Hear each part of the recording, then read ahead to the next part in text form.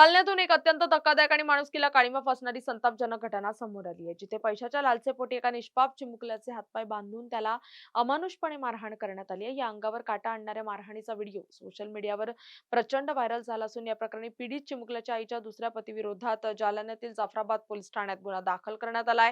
Video समोर येताच जालना पोलिसांनी तातडीने चक्र फिरवून या चिमुकल्याची नराधमाच्या तावडीतून सुखरूप सुटका केली असून त्याला नातेवाईकांच्या स्वाधीन केलंय. दरम्यान ही मारहाणीची मूळ घटना शिर्डी येथील असल्याने हा गुन्हा पुढील तपासासाठी शिर्डी पोलिसांकडे वर्ग केला जाणार असल्याची माहिती जालन्याचे पोलीस अधीक्षक तेगबीर सिंह सिंधू यांनी दिली आहे.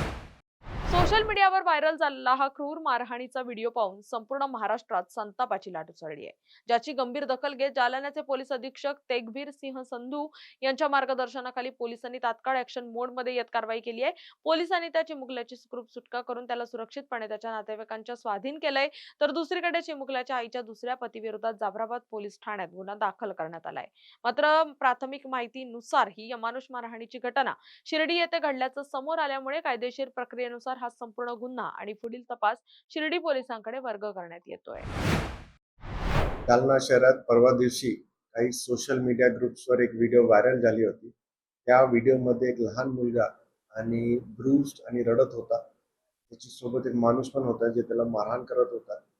आणि या व्हिडिओमध्ये कुठलाही आम्हाला स्टार्टिंगमध्ये डिटेल्स नव्हता. फक्त एक कमेंट होता की हे जाफराबादचा मुलगा आहे. त्याच्यामध्ये जाफराबाद जे प्रभारी आहेत, SDPO आहेत आणि पूर्ण जालना पोलिसने याच्यामध्ये पूर्ण बाब निष्पन्न करून हे मुलगाच्या सुखरूप सुटका केला आहे. आणि त्याच्यामध्ये त्यांची आई आणि त्याचे जे स्टेप फादर आहेत त्यांना कस्टडीमध्ये घेतलं आहे.